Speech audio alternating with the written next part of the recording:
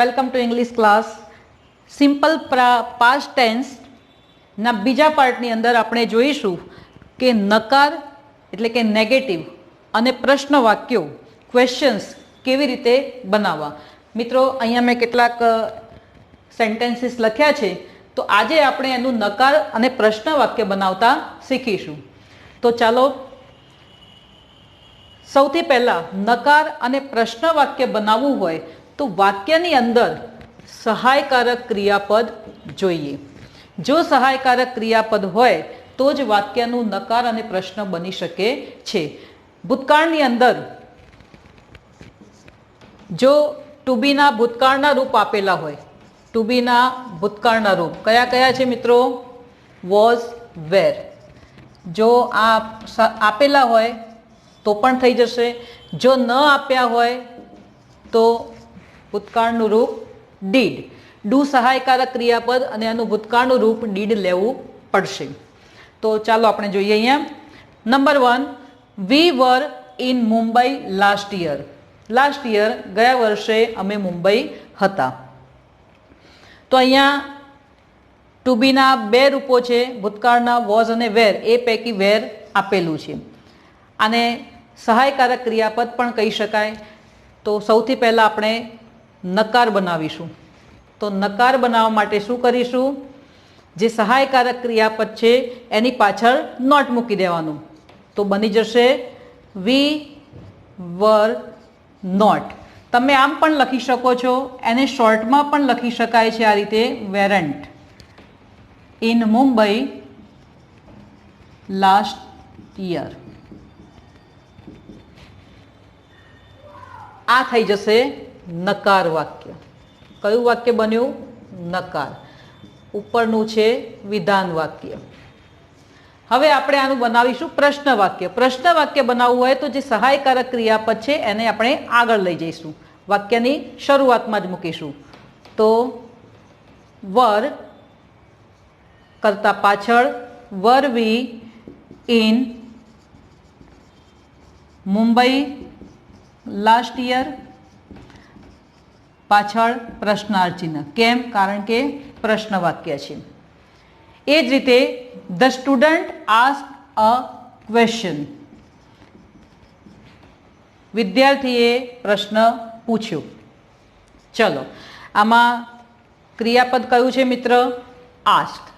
Ask એટલે પૂછવું ને એનું ભૂતકાળ આસ્ક, પૂછ્યું. ઓકે, આ મુખ્ય ક્રિયાપદ છે. સહાયકારક ક્રિયાપદ આપ્યું નથી.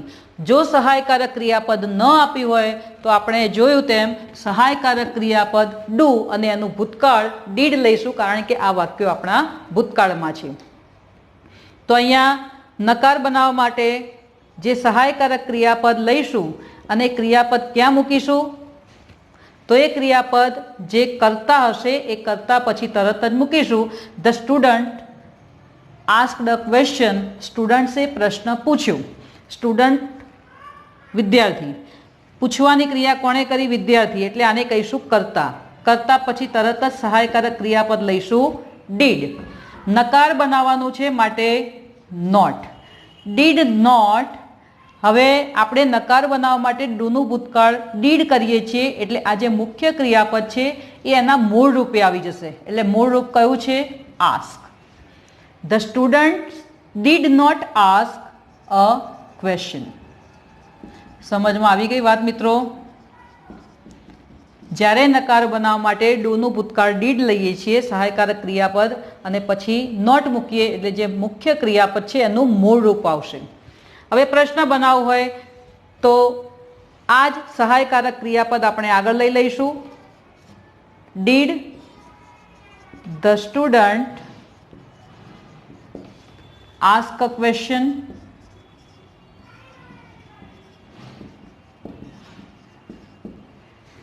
આગળ she was a doctor. તેણીની ડોક્ટર હતા. ચલો, અહીંયા was સહાયકારક ક્રિયાપદ ટુ બીનું ભૂતકાળનું રૂપ આપેલું છે માટે નકાર બનાવવું એકદમ સરળ પડશે. સહાયકારક ક્રિયાપદ પછી તરત જ was not. She was not a doctor. આ થઈ ગયું નકાર. હવે આપણે કયા પ્રકારનું વાક્ય બનાવીશું? પ્રશ્ન વાક્ય. તો પ્રશ્ન વાક્ય બનાવવા માટે સહાયકારક ક્રિયાપદ પહેલા, વોઝ કરતા પછી શી અ ડોક્ટર. આ બની ગયું આપણું પ્રશ્ન વાક્ય. Monali drew a lovely rangoli. મોનાલીએ સરસ મજાની સુંદર રંગોળી પૂરી બનાવી. નકાર બનાવવું છે તો સૌથી પહેલાં કરતા લખીશું મોનાલી, ક્રિયાપદ છે ડ્રુ, જે મૂળ ક્રિયાપદ છે ડ્રો અને એનું ભૂતકાળ થાય drew.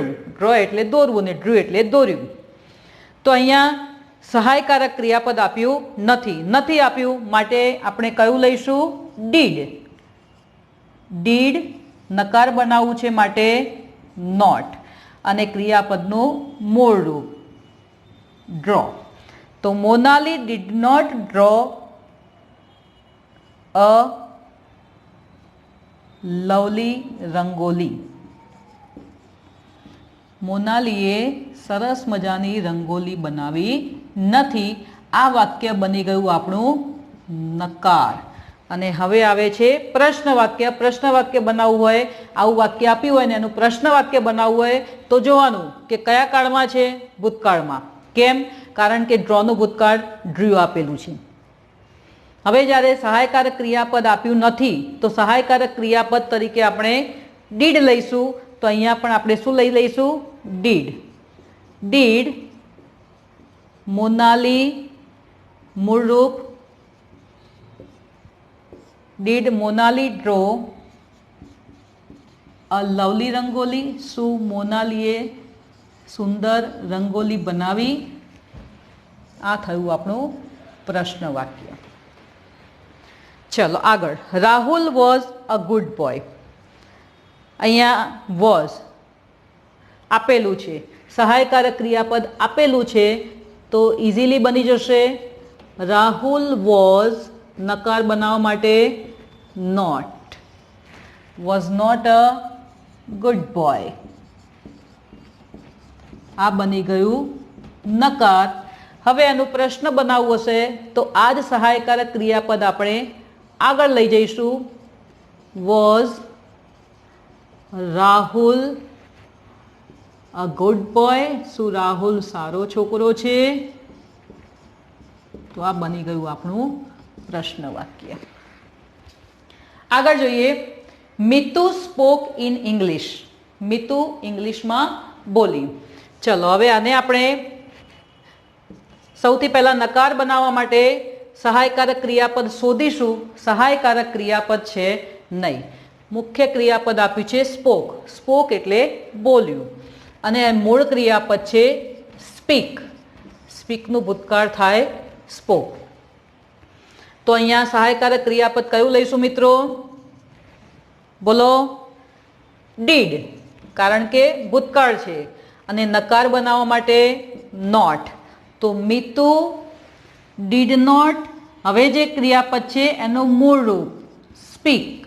Mitu did not speak in English. આ બની ગયું નકાર. હવે બનાવીશું પ્રશ્ન વાક્ય. પ્રશ્ન વાક્ય બનાવવા માટે પણ આ જે ડીડ સહાયકારક ક્રિયાપદ છે એને આગળ મૂકીશું. Did Mitu speak in English. તો આ બની ગયું આપણું પ્રશ્ન વાક્ય. Mother brought fruits yesterday. હવે જુઓ અહીંયા આ વાક્ય આપેલું છે તો આમાં ક્રિયાપદ કયું છે? બ્રોટ. બ્રોટ એ ભૂતકાળ છે. કોનું ભૂતકાળ છે? કયા ક્રિયાપદનું? તો બ્રિંગ. બ્રિંગ એટલે લાવવું અને બ્રોટ એટલે લાવ્યા. તો મધર ગઈકાલે મારા ફ્રૂટ્સ લાવ્યા. હવે આનું આપણે નકાર બનાવવું છે તો સૌથી પહેલાં વાક્યની અંદર સહાયકારક ક્રિયાપદ શોધીશું. તો છે મિત્રો સહાયકારક ક્રિયાપદ? નથી. તો કયું લઈશું? ડીડ. નકાર બનાવવા માટે સહાયકારક ક્રિયાપદનું હોવું જરૂરી છે. સહાયકારક ક્રિયાપદ ક્યાં લખાય છે? કરતા પછી તરત જ અને પછી not. Mother did not bring fruits yesterday. આ બની ગયું આપણું નકાર. હવે આવે છે પ્રશ્ન વાક્ય. તો પ્રશ્ન વાક્ય બનાવવા માટે પણ સહાયકારક ક્રિયાપદ લઈશું. ડીડ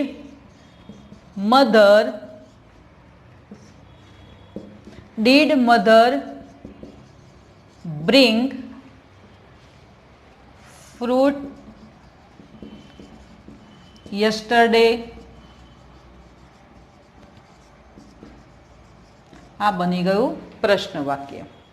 આગળ, રીતુ કટ કેક. રીતુએ કેક કાપી. ચલો, અહીંયા પણ સહાયકારક ક્રિયાપદ આપ્યું નથી, માટે આપણે લખીશું ડીડ નોટ કટ કેક. આ બની ગયું નકાર. પ્રશ્ન બનાવવા માટે સહાયકારક ક્રિયાપદ આગળ મૂકીશું. ભૂતકાળ છે માટે સહાયકારક ક્રિયાપદ તરીકે ડીડ લઈશું. Did Ritu cut cake. તો મિત્રો, આ રીતે નકાર તેમજ પ્રશ્ન વાક્યો બને છે. આશા રાખું છું કે આટલાથી તમારે પ્રશ્ન અને નકાર વાક્યો ક્લિયર થઈ ગયા હશે ભૂતકાળની અંદર. તો જો તમને સમજ પડી હોય તો પણ લખજો, ન સમજ પડે તો પણ લખજો. Okay, bye bye.